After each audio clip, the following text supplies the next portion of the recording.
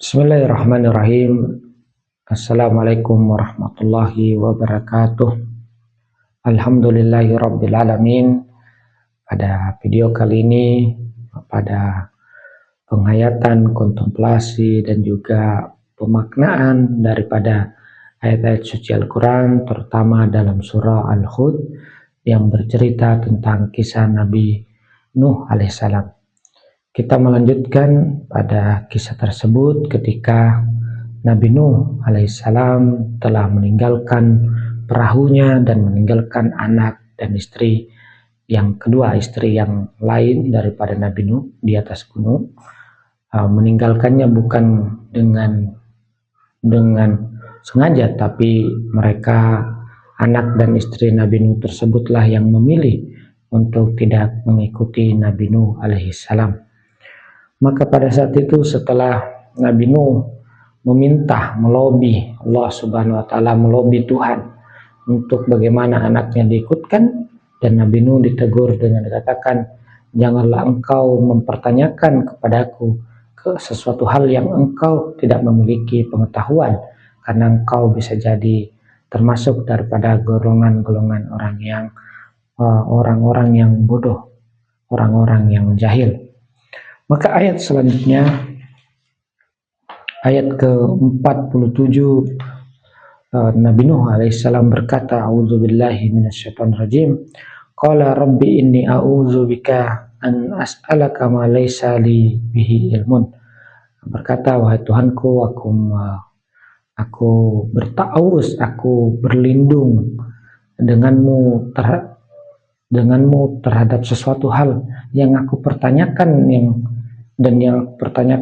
yang mana hal tersebut aku tidak ketahui. Jadi Nabi Nuh alaihissalam mengatakan, aku meminta maaf, aku telah mempertanyakan sesuatu hal yang aku tidak memiliki pengetahuan tentangnya. Sesungguhnya aku tidak mengerti apa yang sedang terjadi. Aku tidak mengerti apa yang aku lihat, apa yang aku alami. Hal ini sama dengan kita, hal ini persis dengan kita, di mana kita benar-benar tidak mengerti apa yang sedang kita alami, apa yang sedang kita rasakan, apa yang sedang kita dukakan dalam hidup ini. Bahkan kita tidak mengerti apa yang kita sedang senangi dalam hidup ini. Hidup ini kita terima saja dengan apa yang datang dan pergi, tanpa kita benar-benar mengerti hidup ini seperti apa. Kita membiarkan waktu demi waktu berlalu, masa muda berlalu, masa produktif berlalu, masa tua sedang dijalani, lalu kita tidak mengerti apa semua yang pernah kita rasakan, apa semua yang pernah kita cicipi dalam hidup ini. Kita benar-benar tidak mengerti dan juga tidak mengetahui untuk apa hidup ini. Maka Nabi Nuh alaihissalam mengatakan, a'udzubika, aku berlindung denganmu daripada mempertanyakan sesuatu yang benar-benar tidak aku tahu. Karena kita dalam hidup terus mempertanyakan, dan sesungguhnya setiap pertanyaan yang kita lontarkan dalam hidup ini tidak akan pernah ada jawaban yang bersumber dari kita, ataupun jawaban yang kita create tidak akan pernah bisa menjadi jawaban, tapi jawaban yang berasal dari dalam, dari hati, maka itulah jawaban yang sangat bagus untuk kita.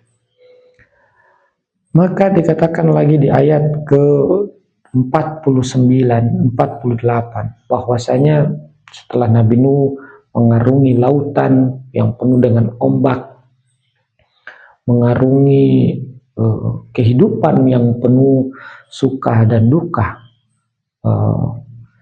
kehidupan yang penuh dengan tidak suka dan suka, penuh dengan benci dan marah, Nabi Nuh selamat beserta anak-anak, beserta istrinya, yang mana dikatakan bahwa Nabi Nuh diperintahkan setelah mengarungi kehidupan, ihbit, turunlah.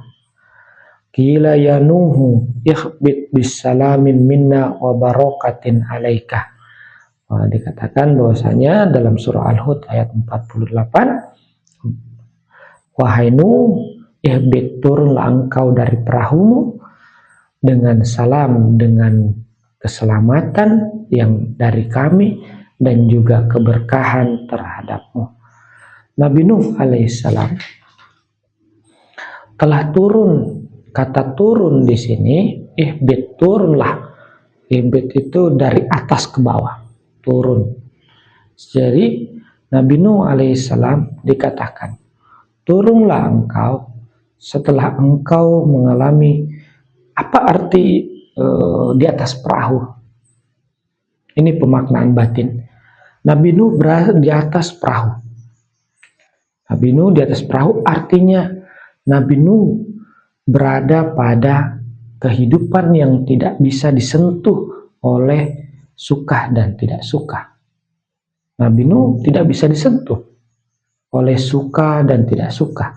Tidak tidak disentuh oleh marah dan mencintai, dengki dan fans, ataupun haters dan lovers.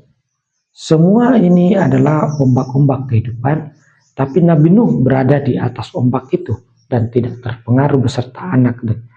Apa simbol daripada ini? Yaitu ketika Nabi Nuh berada dalam posisi kedalaman spiritual ataupun juga kedalaman meditasi yang sangat dalam. Nabi Nuh berada dalam tafakur yang dalam, penghayatan yang dalam, terserap dalam batin, terserap dalam rasa yang sangat dalam, sehingga Nabi Nuh bisa selamat daripada godaan suka dan tidak suka. Seperti kisah Siddhartha Gautama, sang bagawan Buddha, ketika berada di bawah pohon Bodhi bermeditasi, lalu datang Mara, sosok monster dalam ceritanya. Sosok monster ini menampil menjadi dua cerita. Cerita satu tampil dengan tampilan yang sangat menakutkan, yang menjadi representasi daripada rasa takut yang kita punya. Tapi Mara juga setelah itu tampil menjadi sesuatu yang sangat indah, sesuatu yang sangat melenakan, sesuatu yang menggiurkan, sesuatu yang menyilaukan, yang merupakan representasi daripada sesuatu kenyamanan, keantenan, sesuatu yang membuat kita untuk tetap stay pada suatu hal, sesuatu yang membuat kita nyaman dan terikat. Itulah representasi Mara beserta pasukannya dalam cerita Buddha. Begitu juga Nabi Nuh alaihissalam. Ketika Nabi Nuh berada di atas perahu yang pada video sebelumnya kita ceritakan sebagai syariat, sebagai sila, sebagai ketentuan, sebagai jalan, dan Nabi Nuh berada di atasnya stabil walaupun ombak datang, walaupun suka dan tidak suka datang. Maka pada saat itu Nabi Nuh tenggelam dalam lautan ombak dan dia dalam keadaan yang stabil.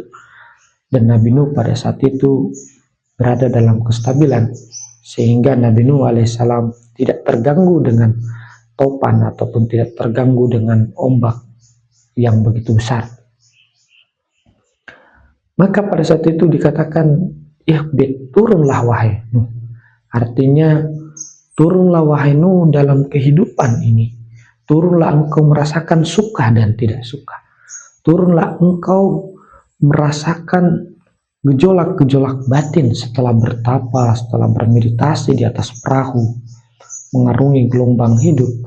Maka turunlah engkau melepaskan meditasi itu, melepaskan hal tersebut, kamu berada dalam kehidupan yang nyata. Cobalah untuk hidup di antara manusia.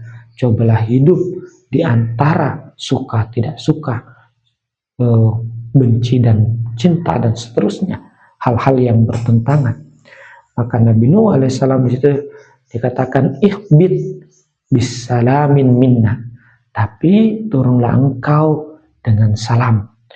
Peace, ada damai yang di dalam sini. Minna artinya dari kami, artinya sesuatu yang from divine, sesuatu peace yang kamu sudah dapat, yang berasal dari sesuatu yang di dalam kamu, sesuatu yang kuat di dalam dirimu. Ini peace from inside. Jadi salam artinya peace, damai, yang mana itu yang kau jadikan pijakan, yang mana itu engkau jadikan pegangan, yang mana hal tersebut engkau jadikan acuan ataupun kau jadikan tombak dalam kehidupan ini. Itulah arti bisalamin minna, atau keselamatan dari kami, ataupun juga kedamaian yang berasal dari kami atau berasal dari dalam diri kita. Kemudian wabarokatin alaika, dan juga turunlah engkau dengan berkah terhadapmu. Seseorang yang telah berkontemplasi, meditasi dalam keheningan yang dalam, tidak terbuai oleh suka dan tidak suka, yang digambarkan sebagai ombak naik dan turun, maka pada saat itu orang tersebut membawa berkah, membawa daya yang begitu besar, membawa kekuatan cinta yang begitu besar, yang bisa dibagi ataupun juga bisa di-share ataupun juga bisa di-signing atau disebarkan untuk orang-orang, sehingga orang-orang yang sudah stabil seperti ini akan membawa kedamaian, salam, wabarokah, dan juga keberkahan, yaitu ketika orang bertemu dengannya, maka orang akan terarahkan hidup menjadi lebih baik. Itulah maksud daripada Al-Quran surah Al-Hud ayat ke-49 dan juga 48. Inilah peristiwa indah daripada Nabi Nuh alaihissalam. Walhamdulillahi rabbil alamin. Wassalamualaikum warahmatullahi wabarakatuh.